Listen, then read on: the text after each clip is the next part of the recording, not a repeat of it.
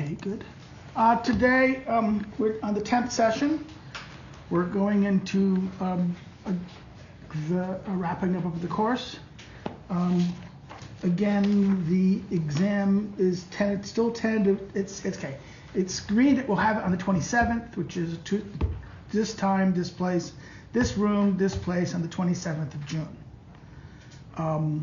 I'm still convinced that there's no other quizzes there, and I don't know nothing else. Nothing has said anything, and I haven't heard a report of anything. And I'm still haven't heard. They say that the test schedule is put out there for the finals, the final exam week, but I still haven't heard. They haven't they haven't announced it to the faculty yet, so I'm worried what's going on. But it's still that's the day we're going to have it. It's going to be 27th. I hope it to be at the same time, 1 o'clock. 1 o'clock, 1:15, 1 o'clock. Maybe we can, because it's exam session. Maybe we can have it at 1 o'clock instead of 1:15. And you'll have the basically more than hour and a half, but maybe even more. I think I maybe even go to 3. So like the normal class time, start a little earlier and hit for the full the start of the next class, which it's not happening. So it should be plenty of time. The final exam is going to be focused in the same format as the quizzes. That is, there will be some fill in the blank. There will be true falses. There will be matching. There will be maybe even, I think, 1 or 2 circling things like we had here, and one of the things you had like in the earlier part where there was like a couple of answers, you had to pick the right answers. You had a whole bunch of choices, you had to pick them. So again, these kind of objective kind of things. No essay. There's no essay format for the first year students, so I didn't do that. Have it on there. It's just simple following the quizzes. Study your quizzes and go over the material, and you should be able to do well for the final exam. Today, our 10th session. Next time we'll meet, we'll have the double session, as we said, which will focus on the tools of politics. Now, right now, we're moving from the analysis of the course so far. Looked at the origins of what the political phenomena is, where its origins are found, the anthropology, the fundamental anthropology that was underneath the question of the political behavior, man's political behavior, and the institutions that man found. Then we looked at the kind of we call the embodiment, the political embodiment, in at least 2 manifestations. One was the classical manifestation, or the pre-modern manifestation, in that sense of the classical city, or the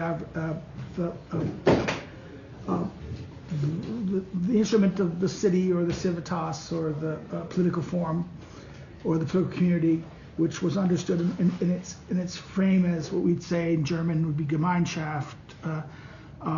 English would say community, like this idea of political community. Natural, limited, we talked about this in previous classes. And then we talked about the direction of the modern state, which based on Gesellschaft, which is a society or structures of voluntary rational construction. Okay. Now this actually does match up with Weber's original threefold Herrenschaft, or rule, where he talked about, Weber, remember, said there was types of authority, the forms of rule with some 3 characteristics, that of custom, tradition/custom, legal rationality, then last charisma, right? Now, throwing charisma into the game does lead us to assume, because we used to see charisma mostly as religious constructions and religious phenomena, but we can also see this as the concept of charismatic leadership, or the attraction of social attraction and things like this. This dimension messes it up, because if he didn't bring charisma, if he just did it the first way, you would echo the kind of difference between, let's say, the division of Gemeinschaft and Gesellschaft. That is, Gemeinschaft is organic. It ties us to a community in the sense that It raises organizations based upon people's life together. It's rooted in the particular. It has it rests on custom. It's emergent. It's an emergent order. Okay. And to form orders, there's two ways you can form orders. You can form a order, or what is an order? Orders is some kind of pattern, recognized simple pattern of organization, right?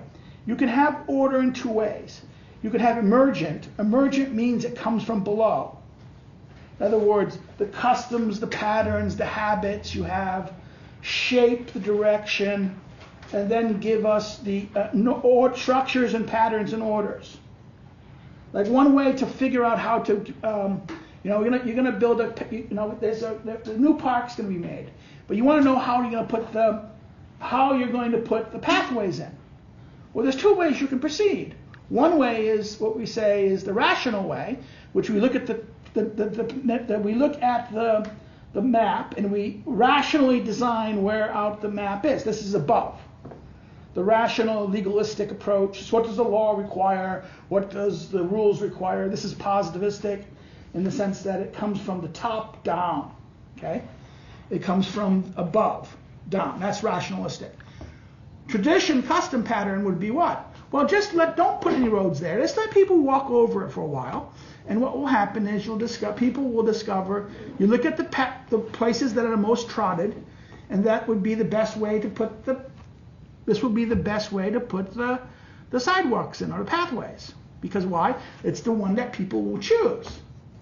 It will be based upon the actual walking habits of the walking habits and the behavior of the people, rather than a priori assumption based upon rationalistic or legalistic perceptions. Okay, so in other words, emergent order comes out of the actual choices and practices of people, like customs in that sense. And whereas legal and rationalistic frameworks tend to be a priori, before the phenomena. And often imposes itself upon phenomena. Now, why am I going over the review here? Because this helps us better understand the problem what we have with the difference between the modern state and the problem with the logic of the modern state. It leads to a kind of reductionistic position where it really cannot fundamentally understand why there's conflict in society. By understanding the political community as the state as a unitary whole, it must automatically see deviations from the unity as mental retardation or insanity. This is why we look at crime as something you have to, like in a medical sense. We look at the modern world looks at criminal behavior, even bad politics, as a form of basically mental or intellectual unhealthiness. And therefore the criminal or the politically dissident is just simply not, he's not adjusted. They're mentally not adjusted. Their consciousness is not properly shaped to the general, harmonized to the general will. Okay. And the good citizen is whose will conforms to what the general will. What is the general will anyways? It's the collective will of everyone, right? That's the whole perception of the modern state, that the modern sovereignty is the product of all the wills of the population that create the body politic, and therefore becomes the guiding, shaping direction by which governments should operate under, and therefore political structures should always harmonize in this sense. Because you cannot have a situation where the wills are in discordant, when the wills are kind of not in concord with each other. Or even the idea that there would be no longer there'll be multiple wills at play here. Not everyone's will in harmony and concord. This would lead to what? The destruction of the body politic in that sense. It would lead to complete destruction and collapse of the body politics in the modern state reference. Whereas the classical understanding offered a more dynamic understanding that understood that it wasn't a unitary whole, but an aggregate whole. that the political community was an aggregate whole. That meant what? That there was,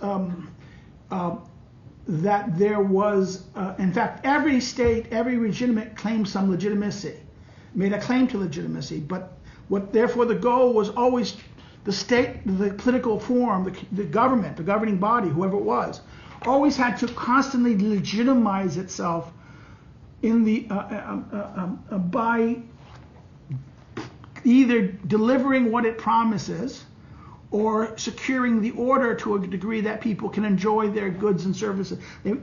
Because most people don't really care about the political, the higher goals of the political. They might only care about the immediate goals of survival and material security. So as long as the political community delivers on basically people's political security, safety, and some level of economic prosperity, they might not care about other issues of politics.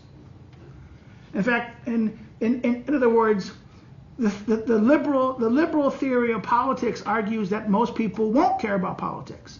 And it's a good thing most people don't care about politics. Because people will only tend to care about politics is when there is disorder or when there is a breakdown in the system. In other words, once the system breaks down and people are not happy, this is when there's greater participation and activity in the political community for political ends. There's more political agitation. So, in other words, some people argue a very good sign. See, a lot of democratic activists say, well, pacifism is a sign of in other words, there's a funny thing. A lot of modern political scientists who will say that the lack of activist citizens is a sign of a broken society, right? It is a sign of a weak and not properly democratic society. We would want greater participation and greater activity of citizens. Well, but the problem with that is the argument would be, well, wait a minute, that's all, but if most people are satisfied and happy with the status quo, why would they need to participate? Why would they need to agitate? You'd only need to agitate if you're dissatisfied. So, high levels of engagement or activity are signs of increased dissatisfaction with the status quo, and therefore a sign of political instability, not stability. Now, today's topic is revolutions and change. Now, this is the big problem. Human phenomena, human beings being organic and being in the structure of all animals, they have a life cycle. They're born, they mature, they reach a level of maturity and age, then they develop some more, they'll grow and they'll become older. They'll hit a peak point of optimality and then start declining in health and age as they get older. Their ability to perform will increasingly diminish over time until they eventually die. Okay? There is this cycle of the human. The human is not a permanent structure. Human being, human life always involves change. In fact, ultimate change of human, in other words, all human activity involves some form of change. In other words, there's no stasis. There's no condition that you will ever be in this world, in a material world that has time and that is organic, is always going to be confronted with the problem of change. Stasis would kill organic life. Pure stasis would stop. No, if you had everything perfect and everything was a thing, would be no change ever. This would be death, a form of death in that sense. So therefore, we live always with the confrontation of change. Political systems cannot escape change. But we have to understand there's two types of change. There's always fundamental two types of change. There's change for the better and change for the worse.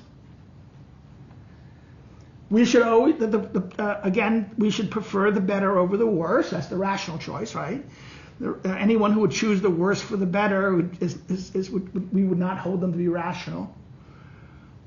You would have to, we would prefer the less bad to the more bad, the more good to the less good, right? We would always prefer, we would either prefer the maximization of the benefit, the good, and the minimalization of the bad, or the evil, or the problematic, or the negative, right? So this is the conception of rationality or utility rationality that the human animal works with, right? So therefore we're confronted with, this is from Aristotle's Politics reading. We had two basically readings, book 5 of the Politics, and Charles Tilly's book, Regimes and Repertoires, in his chapter 6, which deals with revolutions and change. Okay. Now, Aristotle starts it out with chapter 1, and is very interesting for a purpose. He says, well, what is the things that we have to ask the question of? What brings about change or revolution? Now, let's stop this for a second. Am I talking about this? Maybe I should dump it here. Yeah, okay. I'm going to skip a little ahead for a second. I should have had this first one video, but the relationship between revolution and change. The problem in the text is the Greek word for change is metabole, which means change. Now, everyone translates this as revolution. But here's a problem. Modern revolution, we think of revolutions, we think of a sweeping, complete change. Not only mere a change of governing form, but that can be there can be a change from one government form to another government form. But that's an earlier version of revolution. Another version of revolution that happened starting with the French Revolution and Russian Revolution is not only the change of government, but also the change of society.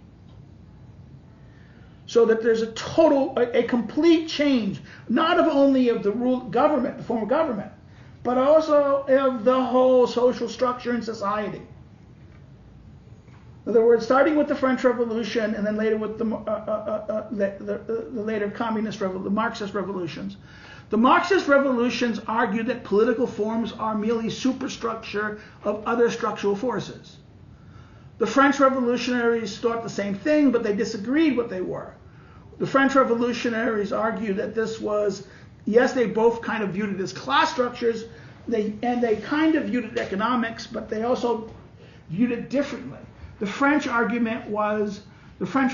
argued on the concept of popular sovereignty, the idea that it was that only the people could decide, only the people had the right to rule and choose the government, and kings are, if they're not elected and controlled by the people, they have no authority except by that which the people give them. In other words, it's kind of like the radicalization of Hobbes's view of the social contract. Okay, the popular sovereignty is this perception of this, and that only the people should rule, not the kings. In other words, this was a totally delegitimization. But this went beyond mere political structures to argue that the very nature of society, any organization that was not controlled by the people, was delegitimate and had to be altered and fundamentally thrown out. So revolution is an extreme form. I mean, there's two types. We can say revolution in its most extreme is a very extreme form of change. Now we can say revolution is a domestic, internal, within a given political community form, changing the government from one type. That's the common understanding. But the more radical understanding would be that this is not only that, it's the fundamental altering of the political and social environment as a whole. Everything. Complete restructuring.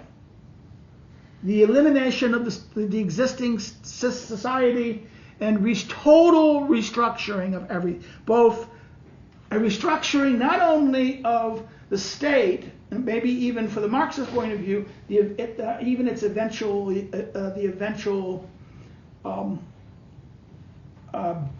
elimination of the state in the long run, but the restructuring of the human social order to an original proper construct, to remove the corrupted artificial structure. This is the revolutionary mind, okay? The revolutionary mind. The revolutionary mind is a total change of everything. It rejects the existing, and it may even argue the existing rational order is not sufficient. In other words, all things, not only social structures, human social, that involves economics, social family patterns, ways of life, all these things have to be overthrown for the true pathway. That the wisdom of the ideology reveals to be, or discerns to be, the only true and correct path for the human being, the human way of life, or the really authentic path of humanity. This is the character. So revolution in this radical sense is a very extreme form of change. Most political revolution also is, in other words, not all change is revolution, but every revolution is a form of change. Okay, remember that. In other words, revolution is things that are called change. The set of things that constitute change, revolution is within it. So it is change. It partakes of change, a form of change, and regime change is the most interesting change. Regime change would be the change from one political regime to another, either the larger sense from one type, from democracy to oligarchy, though that's a cross regime. From one type of regime to another, or within regime, a change both across regime types and within regime types. From, let's say, a limited democracy to a more radical democracy. That's a revolution. That's a change. Okay? So we have to understand political change in this light. That revolution is a more striking change. We can argue it as in terms of fundamental regime change, or today we radicalize and privilege revolution, make it more total. In the classic Greek and Roman world, this wasn't, the argument was revolution was merely any kind of change of the leadership. So therefore, regime change can happen both internally, from within. In other words, regime change can happen both internally, that is within the political community, or imposed by outside forces. Externally, imposed upon a political community from outside foreign actors. That's one way. Revolution is always seen as internal. Now, it might be caused or triggered by outside influences coming, but the revolution itself consciously understands itself as internal. It is the people revolving. Maybe a foreign ideology comes and the people become radicalized, but revolutions are always understood as internal in that sense. But back to this form, every revolution is a form of change, regime change, but not every regime change is revolution. Just to understand that point. Now let's go back to here. What brings about change? How many things, how many different types of changes are they, and what sort are they? In other words, what are the types of change? What are the things, what brings about change? What now, are there one, many? And what sort of these things that they are? The things that bring about change, what are they? Two, the second question that comes in here. What are the sources of destruction for each regime? What is every regime type, what is the thing that leads to its destruction? And by consequently also, what can preserve it too? That's the other side of the coin, okay? This would be later, because remember, everything that can lead to change, you can also destroy it, can also be a change to preserve it, okay? You can, remember, change, you can have, in other words, preservation is what? Not the absence of change, it's picking the type of change or the variation of change that allows for the perpetuation of either the life form here, the human being, or to the political community, the regime or the regime. In other words, a healthy regime will have to adapt to change, but changes that maintain and perpetuate the regime. It doesn't try to deny. In fact, if you don't change, you will probably die. A regime that refuses to change will not be able to survive in the new environment that they may confront in the future.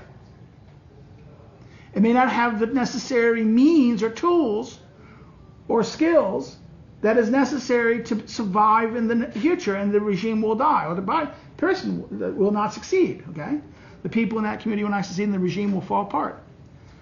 So, what sort of regimes are most particularly, in other words, and from what? Okay, two questions here. One is, what are the things that sources that destroy each regime, sort of regime?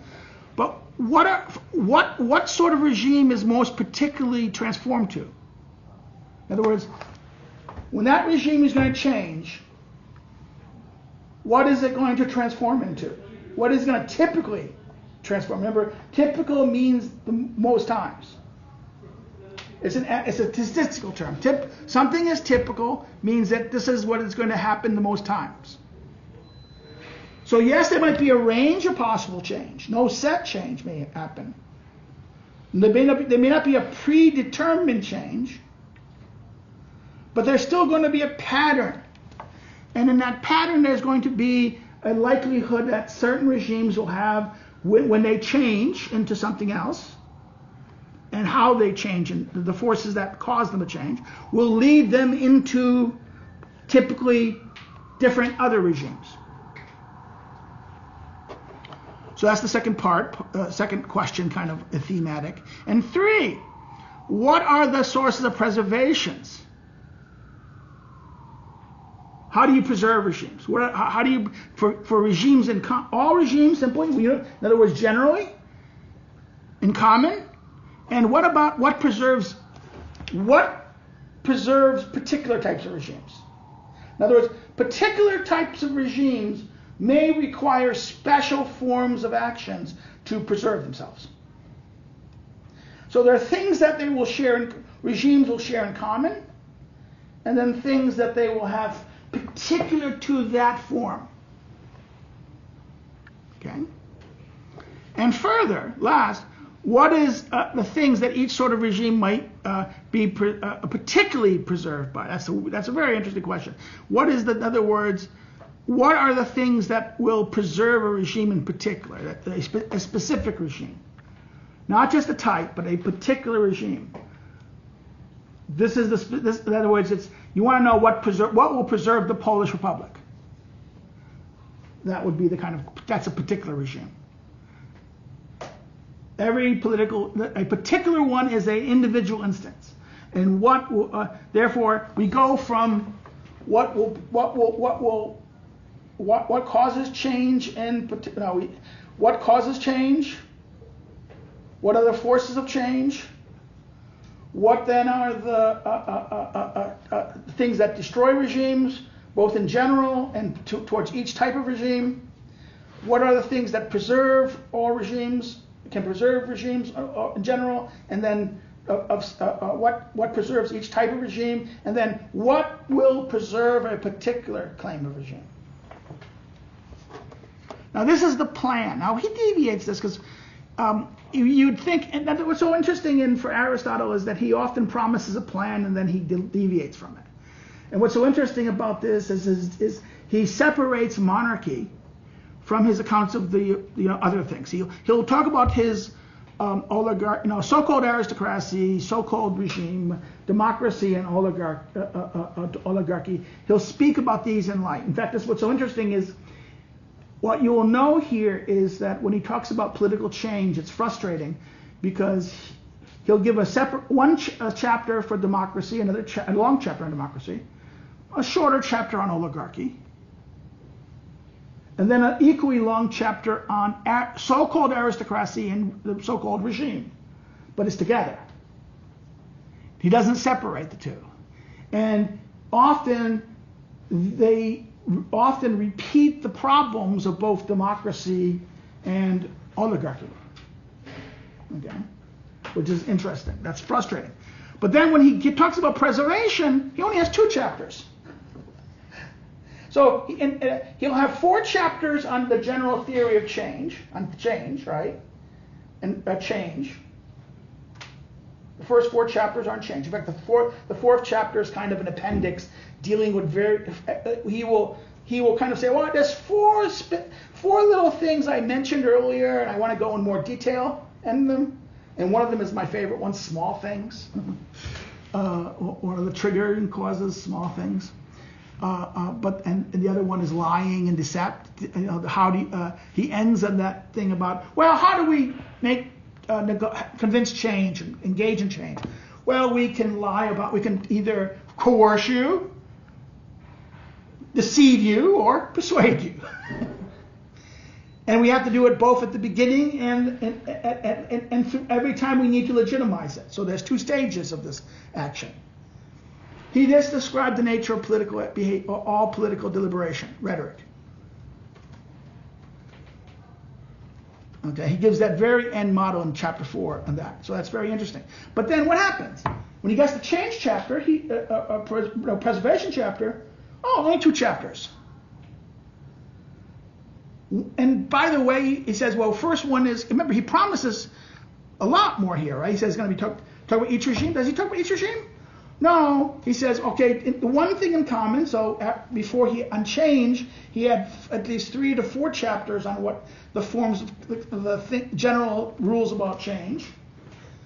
Here he gives 1 chapter, and then he had 3 chapters on how specific specific types of regimes will change, right?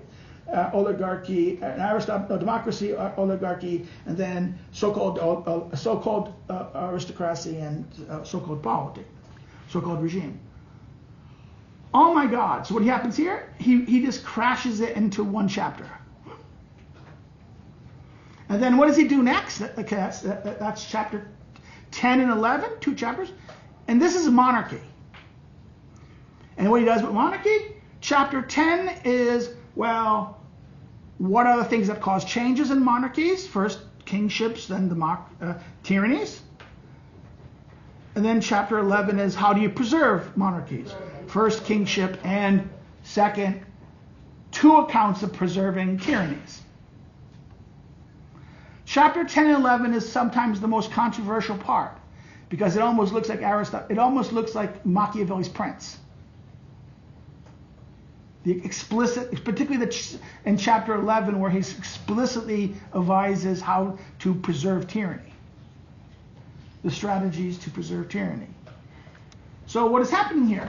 Why doesn't he preserve monarchy within the framework of change? Why does he insist on giving it a separate treatment? Most people ignore this. Oh, this is just an act. No, just don't worry about it. But actually it's very important, because by him doing this, at one level, he's repeating the main claim of the beginning chapter, first book, chapter 1, book 1 of the Politics, that he says that those who argue that ruling a household, a slave, ruling over slaves, running a household, oikonomikos, and being a political leader, and being a king are the same. They're not. They differ in kind. So therefore, monarchy and regime, it is often held that monarchy has 2 forms, kingship and tyranny, right, are not regimes. In fact, he continues it. Even the democracy, when the democracy becomes that last democracy or the final democracy, which is no longer ruled by law, and the last dynastic oligarchy, which is likewise not ruled by law, and they are both said to be like tyrannies. They said to be tyrannical, right? He even asserts that these don't cease to be regimes at a certain level. So therefore, there's a logic to his madness. Now, why am I talking about this now here? Because this is a very important problem in that sense. We as political scientists, well, shouldn't kingship be treated in it? And perhaps it should, because in one say kingship is a form of political rule that we examine. Maybe it is. But here, Aristotle seems to agree with Tocqueville that tyranny and monarchical rule is going to be a thing of the past. It's not going to be something that is possible that we're going to face. That as human beings become more developed and more evolve, they become larger and bigger, mature, right? Kingship is a time of man's primitive self. Why? Because kingship emerged in a time when there were very few people and very specific specialization of skill sets. The king was often, kings emerge in tribal societies or small-scale societies because there was one person who had the physical ability to protect and secure the safety of others. And therefore, people would often agree to let them lead. The stronger, the more competent person would lead because they were the ones providing for the security. When that makes perfectly sense anthropologically in that sense, in the early development of man. But as societies grow and develop and get larger, we talked about the need for division of labor. Therefore, this also delegitimizes monarchy. Okay? If there's all of a sudden there's more and more people who do services, and the king is merely is kind of like the guy organizing it, well, why should he simply be ruled? Why should he rule us anymore? And this leads the transition from one man ruling to a number of men ruling.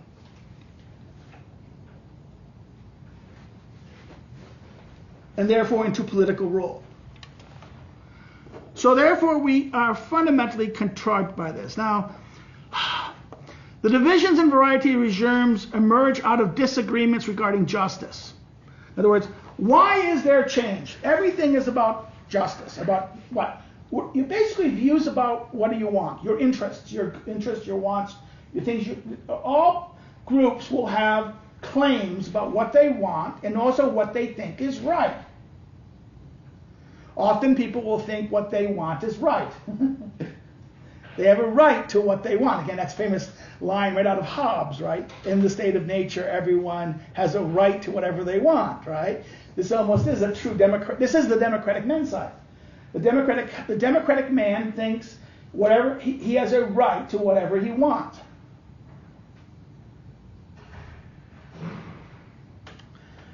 Now, the different forms of regimes and the divergent views concerning justice we talked about earlier. We talked about in the previous class. Remember, we looked at every regime. In fact, you had a quiz, today's quiz, right? Remember the matching quiz part today?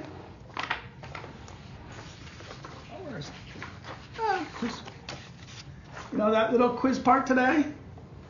We had the regime types and the claim of corresponding claim of justice. Well, that is the conception of it. There's at least fourfold. Each regime will advance a claim about what they think is right and just. And therefore, this is the competition. And within every society, there are classes of people, groups of people, that are inclined by their way of life, inclined towards certain regimes. There's the many, the populace, the multitudes. Remember, we talked about the different multitudes based on they're based kind of the form of labor they do, the kind of sustenance they generate, the labor and generate, the farming, the commercial classes, the laboring classes. Now, this is a very interesting phenomenon. One of the most shocking phenomena of technology and technological change of the last 100 years has been such revolution in agriculture that today we need so few people to produce the necessary food for us to live. And because of that, most people don't know. In other words, the pre-modern world, up until the 20th century, you had to have at least 50% of the population producing food, or you wouldn't survive. Now, 10% or less is producing the food for humanity, a society. And they moved from this fact. What happened? A democratic multitude has become now, instead of a many, it has become a few. You see the problem there? In other words, over time, certain groups will become either more useful or less useful in the society, more numerous, more productive, more necessary, and then there's going to be, over time, they'll become less necessary, and fewer of them, fewer engaged in it. And therefore, they will at one time be many, like in other words, herdsmen, early in human development at tribal societies, herdsmen were nearly 40% or 50% of the. In fact, before the rise of agriculture, herdsmen, people who herd animals, were the vast majority of the population. As we moved into agricultural society, it flipped. They, instead of being the majority, they became a minority. And as we moved into advanced commercial society, and as commercial society moved into both industrial and then technological society, what happened? The herdsmen the farmers got smaller, but the herdsmen got even smaller. So they went from being majority, they became the manys to the few. So remember, the problem of a multitude is that the concepts of multitudes themselves are not constant. They change over time. But do they think that they change over time, their status? The multitudes, the farmers don't think they're Democrats. Herders will tend to be herders of small animals will always tend to think of themselves Democrats, but herders of larger animals always sees themselves as oligarchs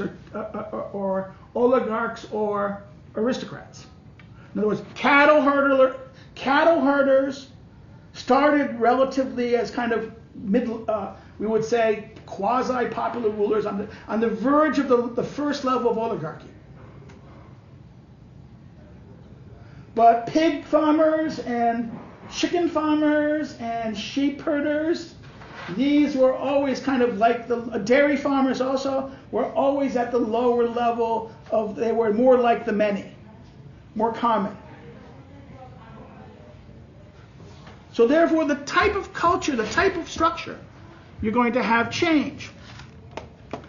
Now, he says change is fourfold. Change occurs in two ways. Stasis, or stasis, the word stasis here means conflict. Stasis, we think it's a Greek word, stasis. Well, in English we have a word stasis, which is like frozen, right? The Greek word stasis means to stand up. It is a stand up straight, the metaphor is. Well, this is a person protesting or refusing to agree, no longer. So this word became the symbol of factional or social conflict. You don't want stasis. A healthy society, you minimize stasis, minimize factional disputes. Harmony is all the parts working together. The political order is a composition of parts, and like a composition of parts, it'll be like a choir or a musical concerto, where all of the instruments are playing in harmony and everything works well. When they're not playing in harmony and not cooperating and not doing things together, in effect, they become discordant and there becomes disorder. So harmony is equitable, and how does this relationship works? The need for equity. Equity is not what we say in most social justice. Equity means just reciprocal fairness. It's not equality in this perfect sense. It's proportional equality. Remember, there's two types of equality we have to understand. There's an equality of number or measure. 5 will 5. 5 this will equal 5 that. But there's also proportional equality, because not everything is equally in measure to another thing. Not every action is equal of measure of another action. Some actions are of more import. Some things have more. In other words, like a person who makes shoes versus the person who makes houses. So do I give one house for one shoe? One shoe for one house? The thing that is made has a different proportional effort, time, value, perception versus the other thing. So therefore, there needs for it to be equitable and just, you must have the correct proportion of what things are worth, what things are valued at. And the problem with value is subjective. Every person will have a different level of value to every other thing. So therefore, getting at value requires kind of an agreement, at least between the buyer and seller. Otherwise, there will not be a transaction, voluntary transaction. So first, two ways of stasis towards with a view towards the regime. That is, from one type of regime to another. That's one. For example, from a democracy into oligarchy, and from oligarchy to democracy, or that these into a politaire and aristocracy, or the latter into the former. So this is one level of change. The stasis can go from one regime and two. With a view to the regime, with a view not to change the regime, but to bring about the regime into their hands. That is, so therefore there's the two ways that this happens is one regime to another regime. That's the first type. But then he says, two becomes, second one is what? Well, I want to control the regime. So instead, in other words, it's not changing the regime, it's changing who's running the regime. In other words, that is to say, within a given ruling element of the regime, will actually hold the ruling offices and to be the ruling body, the polituma. This is to say that the person or group gains power over another person or group. So that's another form of change. So therefore, there's change between revolutions, but there's also the system inside the regime from one group to another group, or one person to another person. Elections are revolutions in this sense, or political change. You're going for office. Office seeking is seeking to remove one person and replacing them with another. This is a form of change. Third condition, stasis regards more or less tightening or loosening the regime. So therefore, what can happen is the regime decides, well, no, we want to tighten it, control. That only restrict who can participate and who can vote and how they can vote. That's the move of either an oligarchy will become tightening and loosening element, or a democracy reducing the size of the citizen, defining who can be a citizen. The loosening is expanding the rules who can be.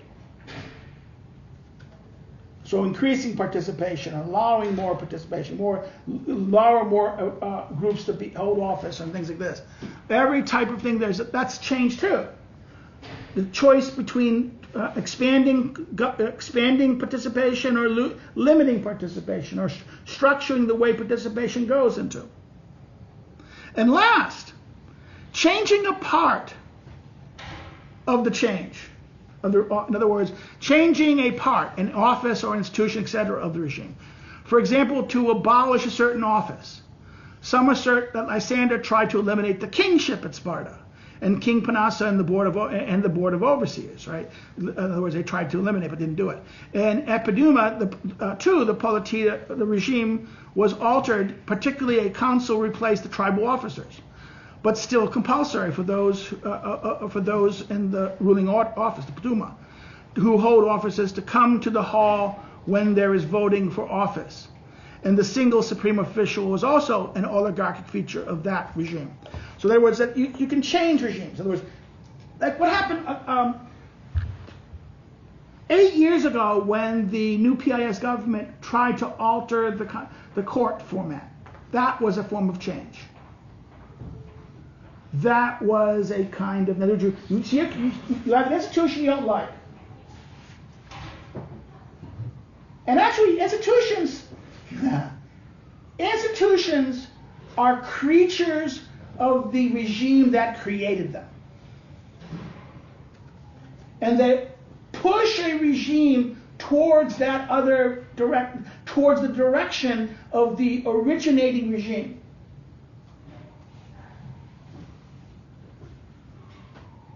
So therefore, certain institutions can be either more democratic or less democratic, or anti-democratic. The court is very anti-democratic. Courts, judicial bodies, courts, judges, ruled by judges, is anti-democratic, and always will be.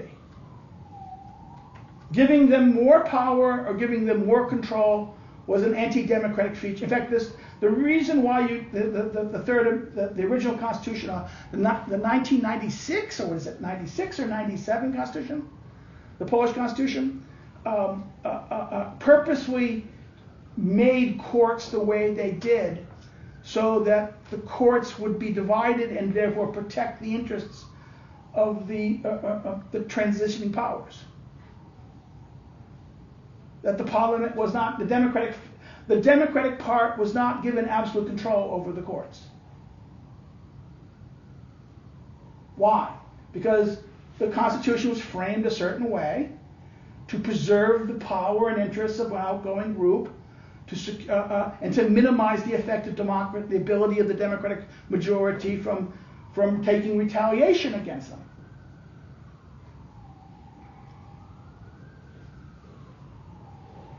And it was the Constitution was created to ensure that the Round Table Agreement would be maintained. And therefore, it prevented the ability of the majority to function.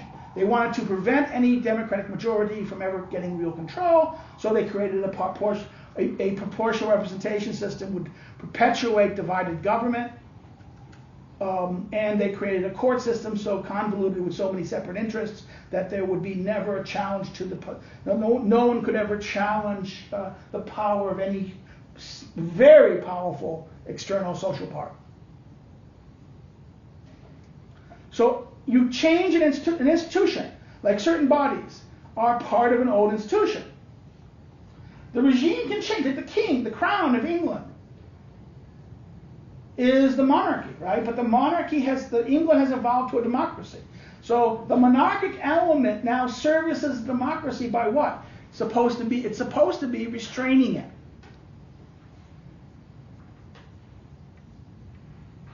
It is a counterforce to it. So institutions within a society actually either designed to work one way. Certain designs of institutions, how they're designed, are designed to move towards one type of regime or another type of regime, based on how popular they are, how they're elected, how they're selected. It makes us go look again at the discussion of the types of offices and how offices are constructed. Are they directly elected? Are they randomly elected? Are they elected by lot? Who selects who? How are they selected? These are always going to, by the means of selection, will indicate the direction, the character of direction that will indicate what regime it favors, either a popular regime or an oligarchic regime. Even though there's multiple regimes, ultimately there's two fundamental directions. There's the direction of the many and the direction of the few. All political rule can either go to the direction of the few or the many, the rich or the poor. This is the political dimension. So even though the regimes go beyond two, the impulse of the regimes will always be this, the political form will always be this tension between the few and the many. And every political regime will be always tied to the question of this blending of the parts within it. And that is why you have these four types of change, why the change is fourfold in a sense. Now, here we have this fun one. We must understand the causes and the beginning points of change and stasis or conflict. Now they're threefold. Now what's so interesting about this is that they echo, they're threefold with an additional aspect, that is the regime itself or the Constitution. And by recognizing that the Constitution itself or the regime itself is another factor, right? It's an additional factor. He needs to talk about all the factors that cause change except the regime. So the regime is, that's the fourth, that is the fourth one. But by doing this, what is he doing? Aristotle's famous four causes. In his physics, when you have a change or action, any kind of action that causes change of a thing, there must be a cause, right? Causality. Cause and effect. Change is the effect. So what causes the change? And Aristotle says that anything or any phenomena will have four causes. We can examine a thing and look at the causes, and look at it and define the thing and know a thing by these four causes. Now the material cause, the famous material, final cause, what do you call it, the telos, the purpose. The material, the matter, what are they made of? The final cause, which is its purpose or its reason or its end, the thing that it goes towards. That's the why question. Why does it do what it do? Right, the purpose. The what, and then the form. The formal cause is the shape, the eidos, the shape. Its shape or its character. It's in other words, the matter is the material that's there, right? The form is the shape of that matter. How does it take? What shape does it take? And the last one of this is called the efficient. In Latin it would be called efficient cause or the pudding cause. That means, what is the efficient cause? It's the thing that comes before. What is the thing that comes just prior to it? The efficient cause is the moving cause, the thing that causes the action in a sense, or what is the thing that kind of what is it? It is that usually the thing just prior, the thing or event or action prior to the change. Okay, it's kind of like the moment of time. That moment just before the change. The thing that was just before it. This is how we usually understand that. So therefore, what are this? We must grasp therefore he has the threefold levels of operation. To understand this, we must understand what? What are the conditions men or human beings are in when they engage in conflict? This is the material cause. For the sake of what they do so, that engage in stasis. Why they do it, the why. This is classically what is the final cause, the end, the reason, the justification, the telos. And last but not least, what are the beginning points, arche, you're going to use arche, the arche of arche, the arche of the arche, the triggering points, you could even say, the beginning points of political disturbances and of stasis. And these are kind of like the efficient and moving cause. What are the triggering points? These arche. Now, let's review the first thing.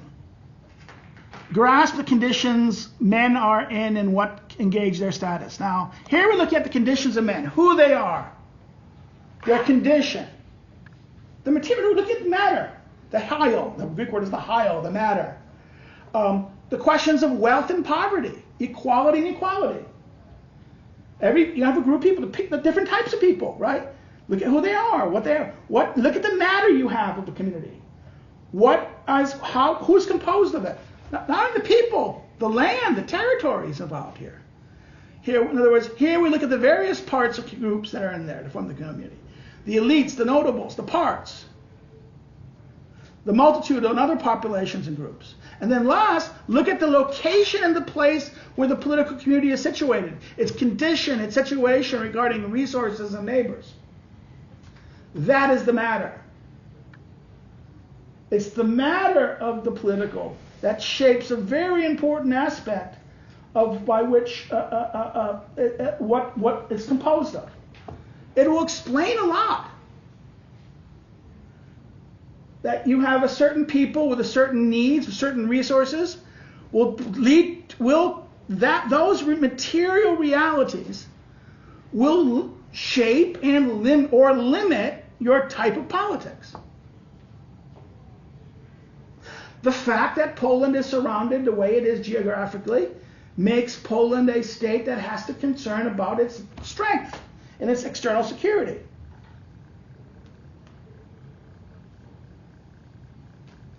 When the society was therefore this is why the early republic was so martial. The second republic was so martial. It was constantly concerned about the security of the republic. In fact, the political divide between the economic classes that prevented the proper rearmament and industrialization was one of the reasons why Poland was so easily defeated in 1939. The Czechs, you can argue the Czechs were betrayed by the West. The Czechs were forced to surrender to the Germans. The Czechs could have resisted. In fact, could have probably hurt the Germans.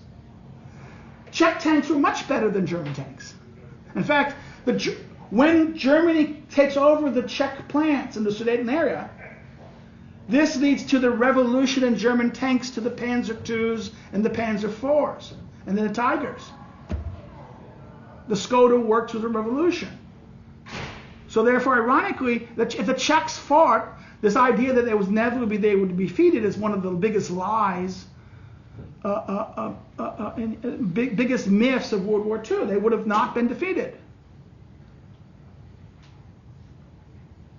And particularly if the Western powers helped them a little bit. Poland was a different matter because they did not have, unlike the Czechs, they did not modernize their military. And the society was divided about the fights between the peasants and the middle class, the old aristocratic middle class, led to the unwillingness of the peasants to support any taxes or means to modernize the military. And because of the political infighting among even the urban elites, this led to a dictatorship for most of Poland's Second Republic, with Pilsudski's military leadership after the assassination of the Polish president. So again, the matter matters. Why they do it. In other words, what motivates human beings to act? This is like a political psychology. This is the political psychology of the dynamic of this question. Why? What are the motivations? Why do people do what they do? Aristotle offers a complex model of psychology. You can find it in his Ethics, and also in his De Anima on the spirit, right, the soul. But it can be divided. But the political analysis is more limited in this sense, and he discusses it in chapter 2, right? One may be found in the ethical writings, but this is what is it? These are the threefold dimension: profit and loss.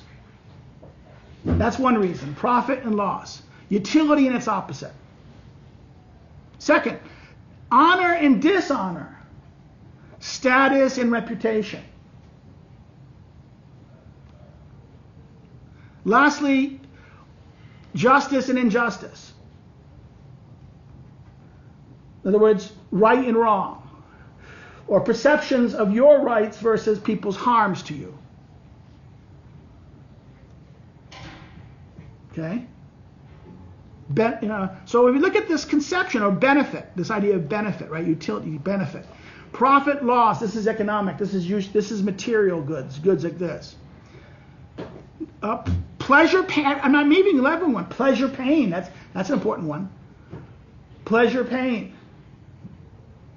That's another aspect of we cannot say that's inherent inside the human psychology. Seek pleasure, avoid pain. If you have to do pain, if pain is a requirement, you'd prefer less pain than more pain. And that there's going to be a relationship between profit. Remember, everything you have is cost. What is cost? Cost is a form of pain or utility sacrifice. Harm. Harm is a form of harm is a material construction of pain. We seek more utility, more good, more benefit. We avoid more pain, more hurt, more dishonor. We don't seek dishonor, we seek honor. So therefore we avoid dishonor. A reputation, a status, we prefer better status to low status. So therefore this is why people will act. If you know what the people are, we know the actions, you can understand the behavior of actions. People who are being treated bad by other people, people who think that they should be treated better than other people, will resent being treated the way they are treated. In other words, but the problem with this is that what happens if a good person, a bad person, or a person who's breaking the law and not breaking the law? The bad guy doesn't think he's a bad guy. He thinks the system is wrong.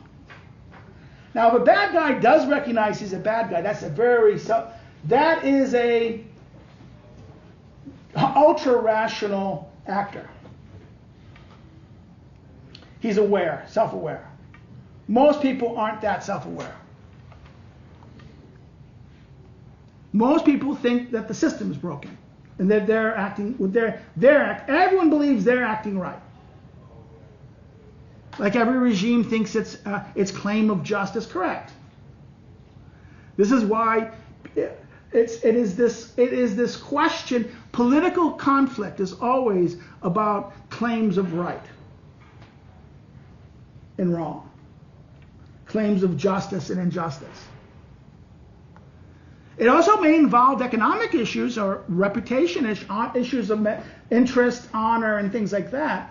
But even those things are tied up with questions of status and reputation, of justice, perceptions of justice. They're underneath it and at play at it. Third criterion. Now this is the crazy one. These are the triggers.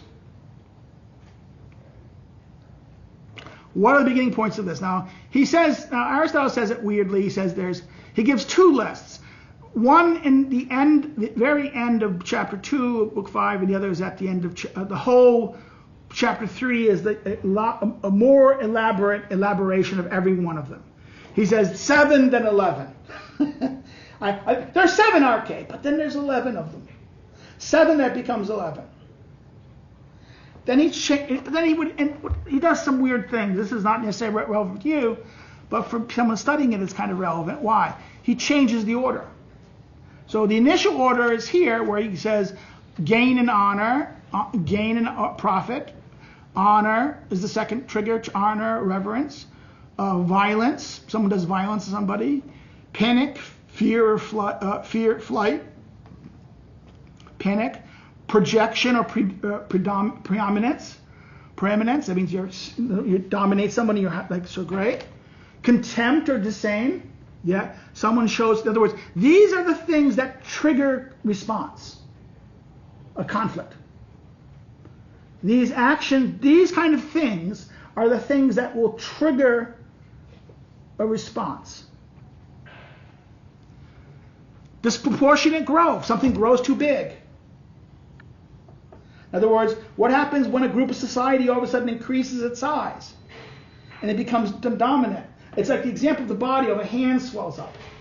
The hand swells too much.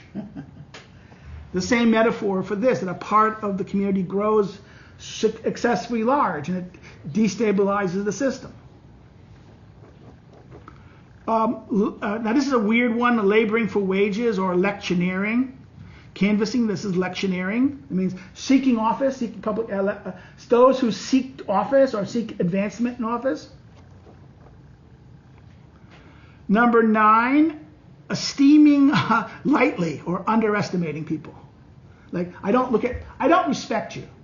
I look at you and you're nobody. You're not going to pay attention to you. You don't count. Well, you might come to resent that, right? And that you might want revenge. You might seek to engage in conflict because of this. Another thing, smallness, small things. This is one of those wonderful ones. Petty things that we don't like. Okay, my favorite example of this is one of the biggest fights couples will have will be toilet paper. About how does the toilet paper go, and does it go over or under? Why? Is it a real? In other words, small things aren't really the real cause of the fight, but they may be the thing that triggers the fight. Like someone who doesn't invite you to, it's a small petty thing. That I don't ask you to my party, but I ask that other person to my party. Oh, you get so offended that you all of a sudden will trigger your other justifications. You don't like me or doesn't like the government, to react and cause crisis. Small things. This is hilarious. Small things. And then last one, dissimilarity of a likeness. Now what happens here is, notice this.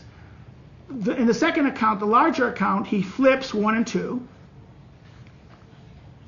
So he talks about arrogance and offense first, not profit loss. Then he flips. Honor becomes what? Honor goes to third place. And what was arrogance and offensiveness, violence, right? The third becomes 1. The third thing becomes 1. The second becomes the third, and the first becomes the second. Then the fourth and the fifth switch, but the seventh and the eighth remain the same, and then the 8th, 9th, and 10th, the 4 additional ones, the last 11, right, kind of stay the same. They mostly stay the same, except for the 11th. The 11th really reveals itself not to be one thing, but actually 5 things. 5 forms of difference, this unlikeliness. That is dissimilarity of stock, not the same stock, of race or stock, dissimilarity of wealth or inequality, having the dissimilarity among the aspects of wealth and dissimilarity. Dissimilarity of location. In other words, your part of the city is bigger or nicer than the other person's part of the city. Like Mokoto is nicer than Vola, right?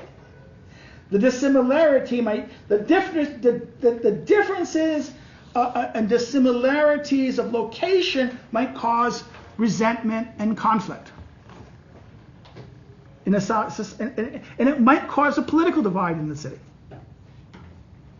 In other words, the split between vice and virtue. This is another thing. In other words, virtue and vice, goodness and badness of people, the difference between the goodness and badness of people, the moral virtue, moral character, differences of moral character can create social conflict. That is the only social conflict that's legitimate. In other words, the good punishing the just punishing the wicked is a form of conflict, but it's legitimate. But the problem about that is that maybe what happens if doing that destroys the community? Then it ceases being just in that sense. Something that can be just, if done in a certain time in a certain way, ceases to be just. And last, again, here is the wealth between wealthy and poverty, the rich and the poor. Here is just inequality of the question of equal versus unequal. Here it becomes wealth and the question of wealth and poverty. Now, in chapter 4, this is a weird thing because these are the first part of chapter 4, he deals with small things. He says these are basically about small things tend to be about private matters, the private, small trivial things that really shouldn't be about public affairs, but because they involve other people in the city, right, private things, Like you had a sexual affair with your sister, or the person's sister, or the person's brother, or or had an adulterous relationship with a friend, a wife, or a friend's lover, right? Oh my God! In other words, it's usually about sex and about kind of things. And what happens? Machiavelli's one of there's two rules: never take people's money or their women. Never touch two things in people. They'll forgive you. You kill their brother, kill their father, they'll forgive you. But you touch their money and touch their women, because by touching the metaphor Machiavelli's thing, by touching their women is touching their honor. You touch their honor. They want vengeance. They'll if you diss in American urban ghetto language, you diss me. You diss me, you die. Right? You know. There's a very famous saying. A very heavily armed society is a very heavily polite society. That's why in gang culture, respect is important, because what happens to you if you show, what is the first thing that happens to you if you show disrespect to someone? They'll kill you. You'll get shot.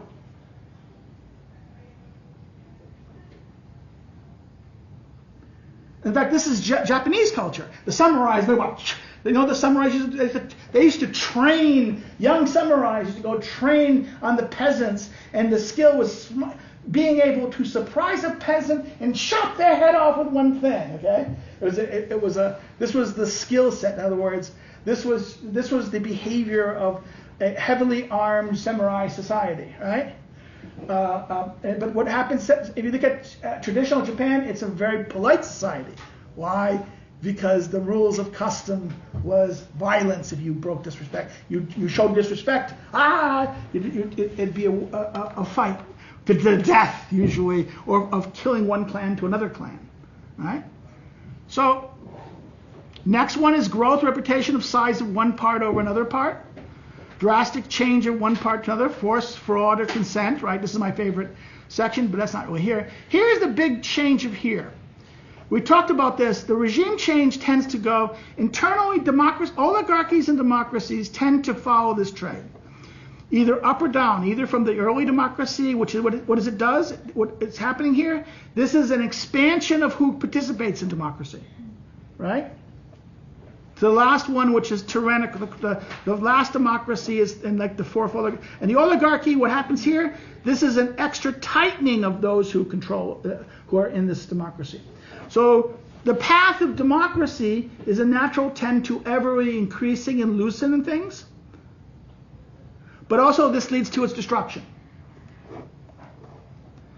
Where an oligarchy, ever tightening ends up to its destruction.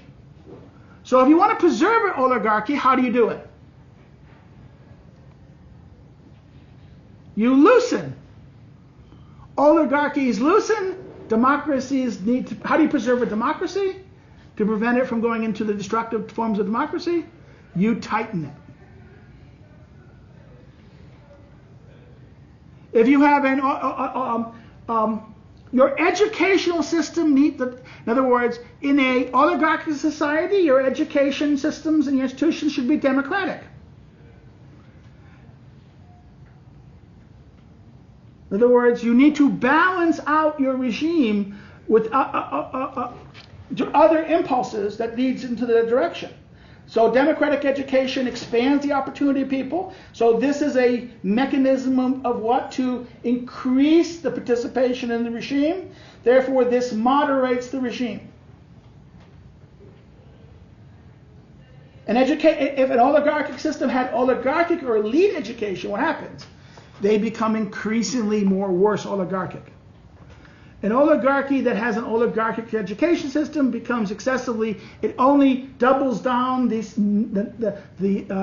whittling process of who's going to be the elite, and therefore it becomes increasingly oligarchic. And then if it becomes excessively restrictive of who's in the ruling class, then it becomes a dynastic oligarchy, which is as tyrannical as the out-of-control democracy.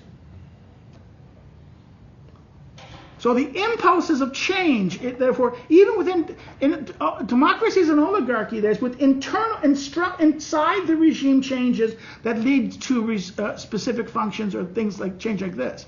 Now here's the other problem. This is the theory. There is the theory of cycles of Plato and everyone else that argued that the regime change is going to happen like this, a cycle.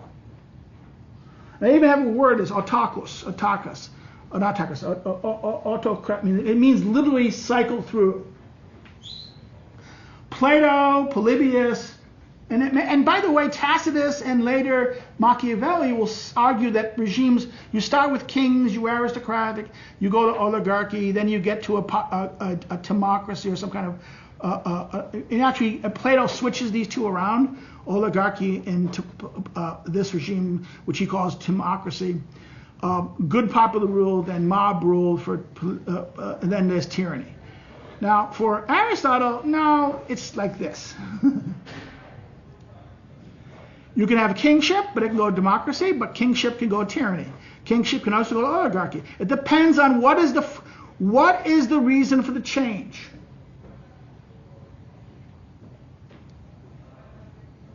And how does this happen? Same thing with tyranny.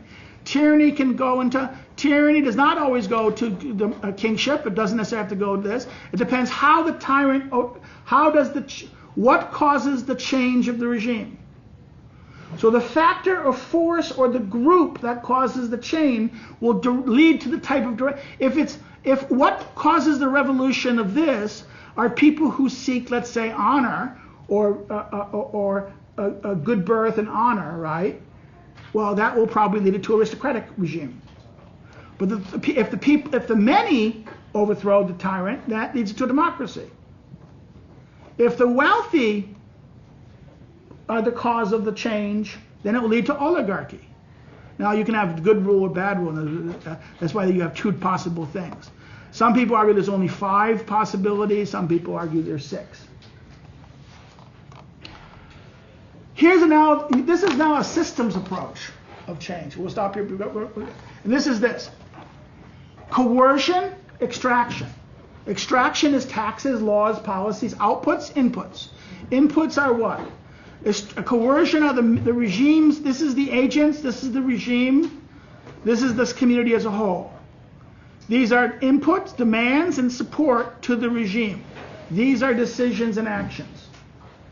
This is a simple model. This is like the more crazy model is this. Same thing, but different thing. Every little box is a regime member, a part of the regime. This is the regime, this is the outside of the regime, the society is large, and this is the environment, right? Outside actors, this is the limit of government jurisdiction.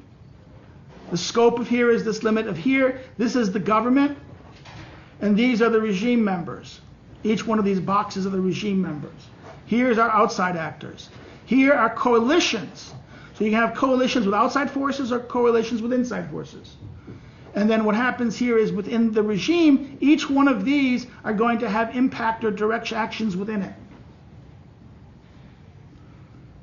So you're understanding this is the simple regime model. This is taking this little thing. This is the processes, but this is the structure. Now just take these and put that on that. And then you understand the dynamic of political action. And then if you take Tilly's little thing, Tilly takes, what he tries to do, talk about change. Remember government capacity versus democracy? Remember Dahl's twofold capacity? Both Dahl's democratic capacity and democracy, which is Tilly's, and Dahl's model, which was, again, contestation and inclusiveness, right? Well, this allows you to model out change of any regime.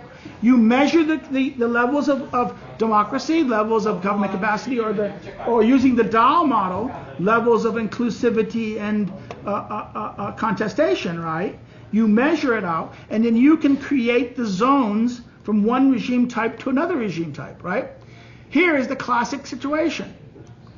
Here is transfer of power, revolution like this, complete or none, transfer of power, the split in the regime. Here's another example of this. This is the scope of routine politics, where there's either complete transfer of power or complete regime, but it's at the extreme low levels, right? Low levels of split and regime, low levels of here, but maybe mid levels to some of this low level thing. You know, see, that's normal politics. Here, coups, where there's transfers of powers or top-down seizure of powers. Here's our revolts, the level of revolt. Here's the Great Revolution scope, and here is civil war.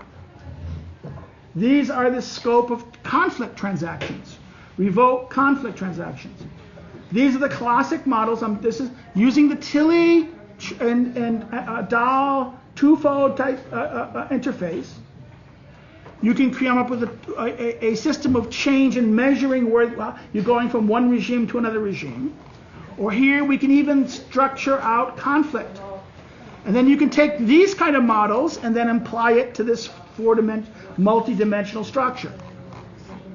That is the last of the class. So that's it. Take care. See you next week when we talk about tools of politics. Bye-bye.